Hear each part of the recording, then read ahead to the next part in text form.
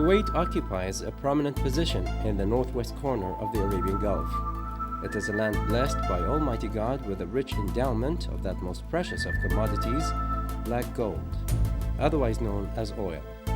This natural richness has provided the people of the state of Kuwait with an enviable standard of living and has also paved the way for excellent global relations.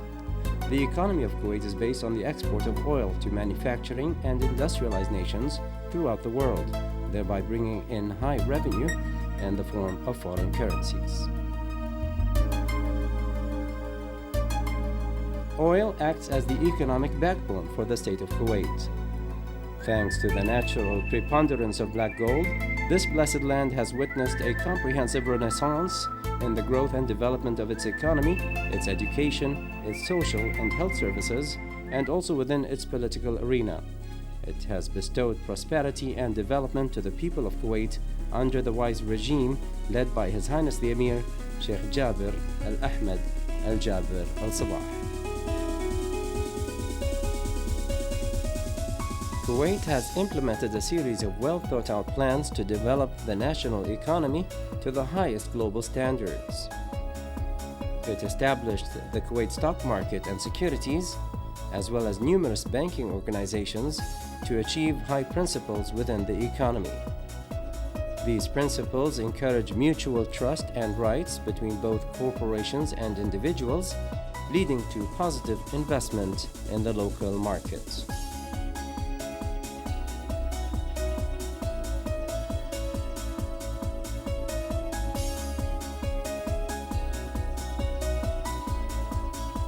New commercial complexes and markets have been set up to meet both current and future developments in the world of commerce.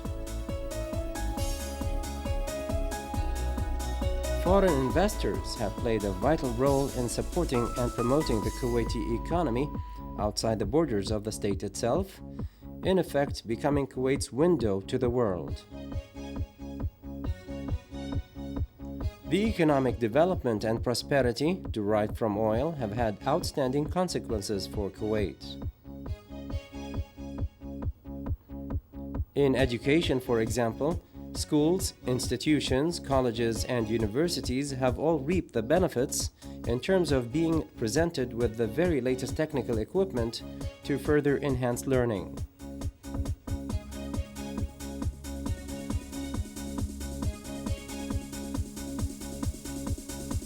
The Kuwaitis themselves have been actively encouraged to participate in the study of science, to continue and aid the economic development of their country.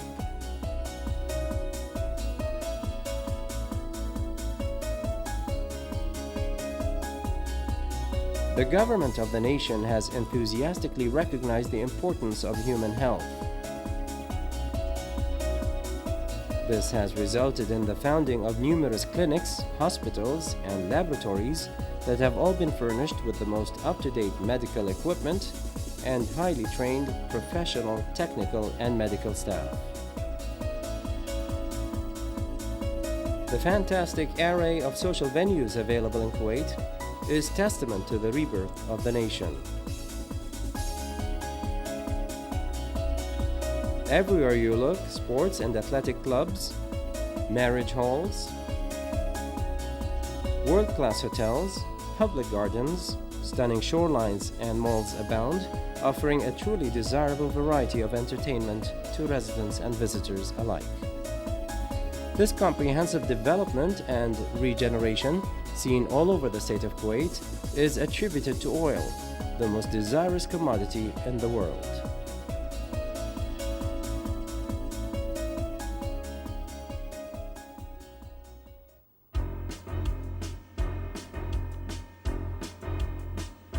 Exploring and obtaining the oil is not as easy as one may think. Indeed, it is an often tiring and exhausting task. There are several steps and procedures that need to be undertaken thoroughly and professionally to ensure a satisfactory end result. Geographical explorations of the proposed site are fundamental. This is due to the fact that the oil, lying between impermeable cap rock, may be too restricted to flow easily from the structural surface.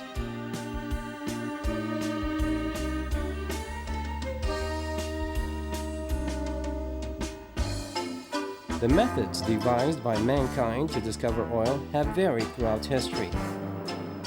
Initially, photographs of the proposed areas were taken from the air in order to gain access to often remote regions.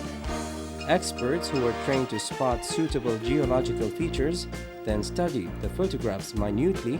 Such methods were costly and time-consuming. However, the introduction and use of seismology, often used in the study of earthquakes, radicalized the manner in which scientists have been able to gather the necessary geological data of surface layers that is so essential to oil exploration.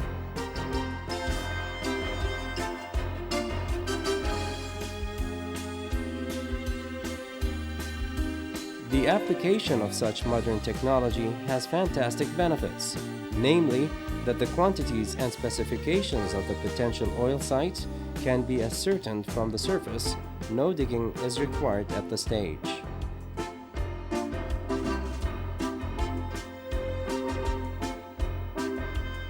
Explosives are drilled into the land and detonated.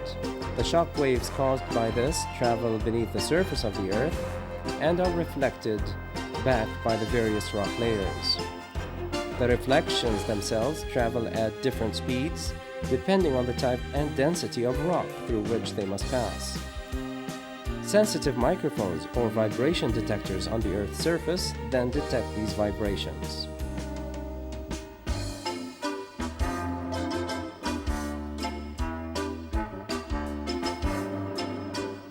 Electronic audio sets scattered all over the survey area catch and monitor the sonar waves that are emitted.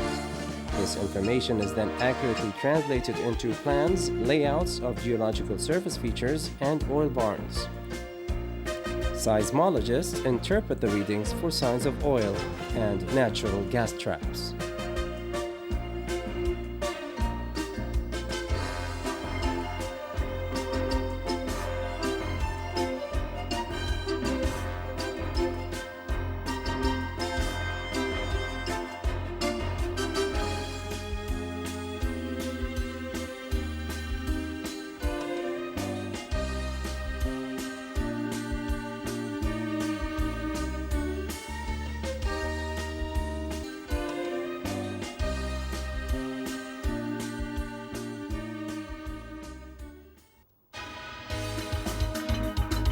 These methods are not just restricted to the land, where the detectors are called seismometers.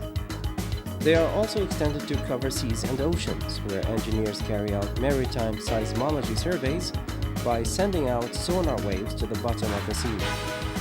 The information is then transmitted back to the hydrophones and recorded, enabling scientists to study the data.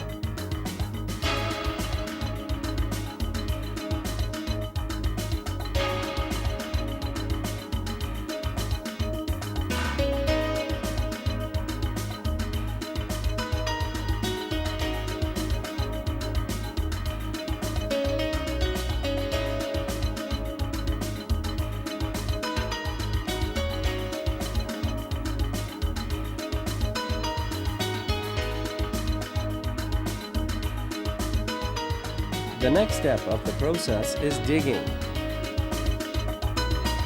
Contrary to popular belief, the simplicity with which digging takes place has not been rendered easier by today's modern technological advances.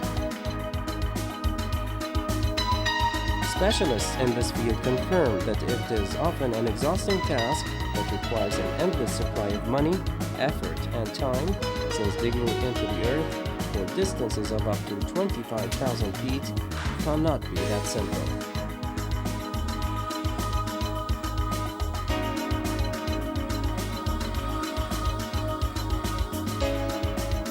The digging process requires equipment and pipes to be installed in the middle of a giant tower, known as the drilling tower.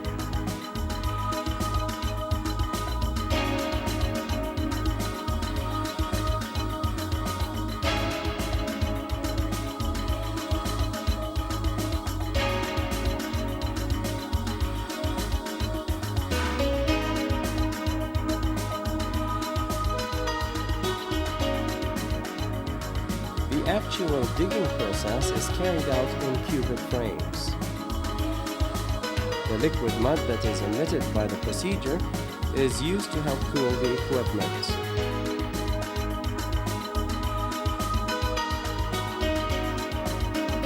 Applying this also helps stones, sand, and other materials accumulated via the digging process to be gathered in basins, where samples are taken for research purposes.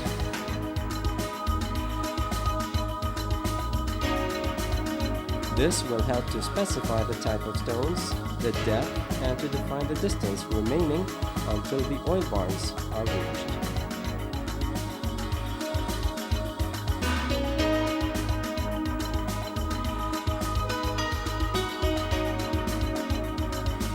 Installing the wellhead signals the commencement of oil production. Crude oil will then be sent to oil assembly centers where separation techniques will take place. Gas and water are taken out. Whilst the gas is sent to a gas refinery station for treatment and purification processes, the water from the extrication is reused to cool the equipment, and a major part of it is returned to the soil via a method known as injection. The resulting crude oil remaining after the separation process takes place is sent to an oil assembly center, where it is treated and purified. It will then be put into the site reservoirs, but will eventually end up at the southern and northern storage stations located in Ahmadi, 400 feet above sea level. Due to the phenomenon of gravity, the oil can flow naturally down to export utilities without needing to be pumped.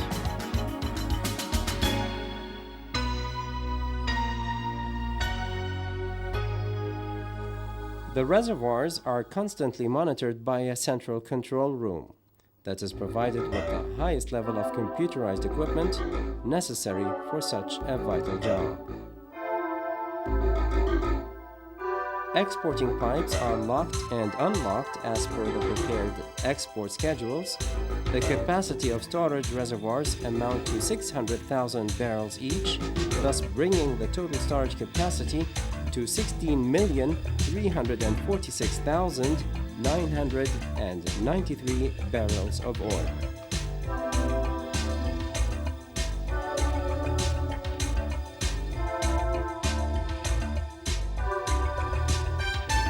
These reservoirs are also linked to the exporting northern and southern platforms through pipes of 38 to 40 inches in diameter.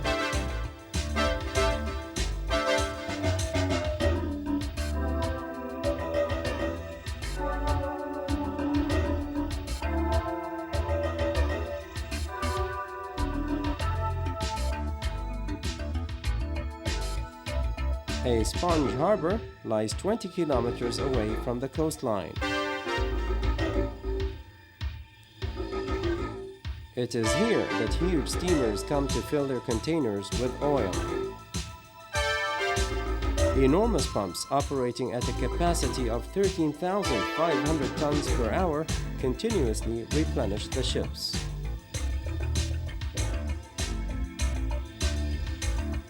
Strict schedules specify the type and quantity of oil needed, and also the size and capacity of the tanker itself.